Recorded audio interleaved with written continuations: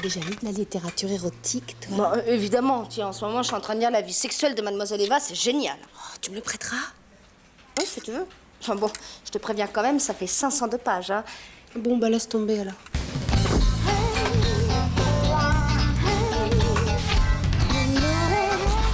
Ici. Qu'est-ce que tu fais? C'est l'air captivant, ton truc, là. Un bouquin. Oh, Kevin. Furieusement, il la pénétra sans même lui ôter sa gaine. J'ai horreur qu'on lise par-dessus mon épaule, Hervé. Ah bah ouais, c'est La vie sexuelle de Mademoiselle Eva, ouais. Ah, tu l'as lu? Oh, attends, tu rigoles, c'est le best-seller érotique de l'année. Il paraît même que l'auteur est resté anonyme, je sais pas. Je l'ai dévoré d'une main, celui-ci. Et attends, tu tombes bien, là. Tu pourrais pas me faire un petit résumé? Parce qu'au début, quand même, c'est un peu hétéro, la limite chiant. Ah bah c'est ciblé, hein. Tu vois ça, si Jean-Claude il savait lire, il adorerait. Je vais lui faire un peu de lecture. Ah, ça, il aimerait moins, quand même. C'est jamais. En fait, son oncle zoophile, là, le marquis d'Esgaganvry, là, bon, bah, il l'amène dans son château, et c'est là que commence son parcours initiatique à la gonzesse, tu vois. Ouais, c'est porno, mais je trouve qu'il y a un souffle, quand même, tu vois, c'est sadien. Il y a de la littérature, c'est...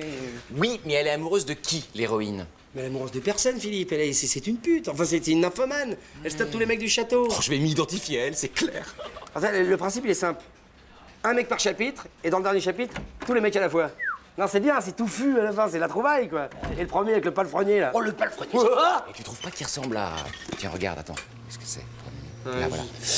Toujours les cheveux en bataille, il était doté d'un appendice nasal qui laissait présumer d'une vigueur exceptionnelle. Ouais, ça pourrait faire penser à Jean-Claude, pour le nez, ouais. On parle de moi, là? Un petit bout de toi. Ah, mais on parle de moi! Calme-toi. Attends, oui, il y a un passage qui m'excite, là. Mais c'est avec les deux garçons. Bon, alors, c'est quoi ce chef-d'œuvre, là? Hein? C'est La vie sexuelle de Mademoiselle Eva, Ah le ouais best-seller dont tout le monde parle. Y a du cul? Attends. Hein, chut. Le jardinier. Non, attends. J'ai oublié mes lunettes. Ouais, mais j'ai entendu, hein, tu les avais pas. Alors, le jardinier, genre portugais, laissa deviner par la manche de sa chemisette pastel une aisselle ruisselante et velue qu'Eva trouva délicieusement irrésistible. C'est écrit, hein. Oui, mais ça me fait penser à toi, la description. Ah bah ouais. Eh, ça, les chemisettes, y a qu'Hervé, hein. Bah, attends, mais tu peux t'imaginer n'importe quoi, tiens. André, c'est le marquis zoophile, tiens. Non, ça c'est Jean-Guy. Ah ouais, c'est comme ça que tu le vois, toi.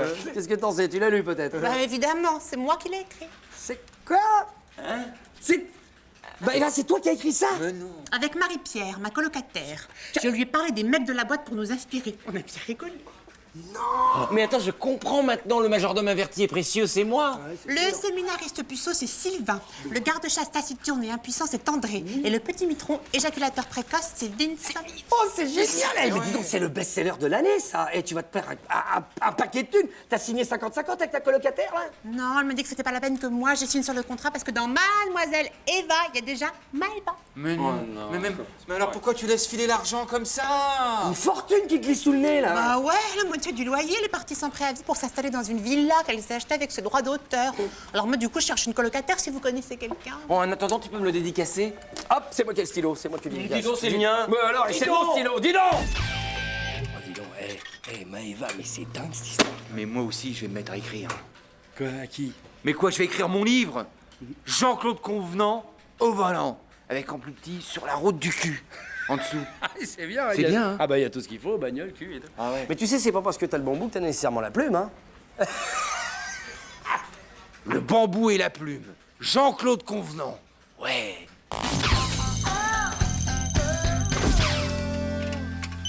Dimanche, j'avais pas mes gosses, tu sais. Oh là là, je me suis regardé le petit film de 23 heures, là. Oh, c'était bien, c'était chaud. Ah ouais, ça, c'était chaud, hein. Ah ouais, oh, quand ça brûle, tu vois, il te la soulève et continue à chevaucher.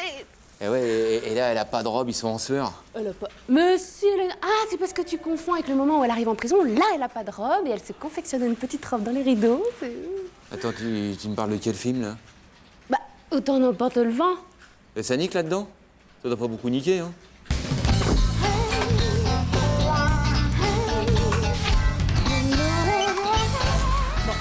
Ça va pas, Maëva, qu'est-ce qui se passe? Oh, t'as un gros chagrin. Raconte à tata Fred.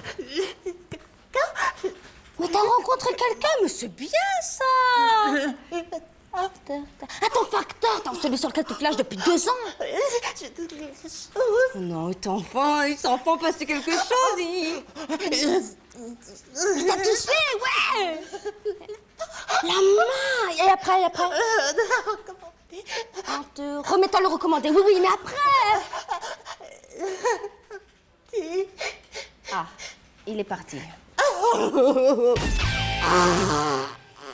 Écoute, Maëva, à chaque fois c'est la même chose. Tu te fais tout un cirque dans ta tête alors qu'il se passe rien. Ah ben oui, mais là quand même, il m'avait touché. Oh, mais quand on remet une lettre à quelqu'un, il arrive parfois que les doigts s'effleurent accidentellement. Bon. Remarque, c'est pas pire que le jour où ton plombier a retiré son pull, hein. C'était pas à peine de te mettre en culotte, il avait juste trop chaud. Eh ben oui, mais alors comment on fait comprendre à un mec qu'il vous fait vibrer? Bon, écoute, je vais t'apprendre quelques trucs, hein. Déjà, il y a le regard. Tu fixes le mec, droit dans les yeux.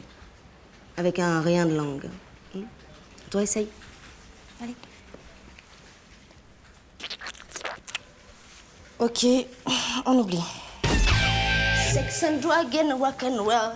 Ta ta ta ta ta ta ta. Sexy, Maëva, vas-y, imagine que je suis le mec. Vas-y, je veux du sex appeal, là. Ça va là? J'ai une pile de sexe? Putain, bon, allez, c'est bon, on arrête. On passe au baiser. Lune de fiel, allez. C'est quoi ça?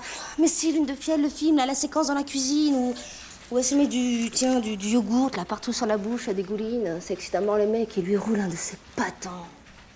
Bah ouais, mais c'est pas évident d'avoir toujours du yogourt sur soi. C'est vrai.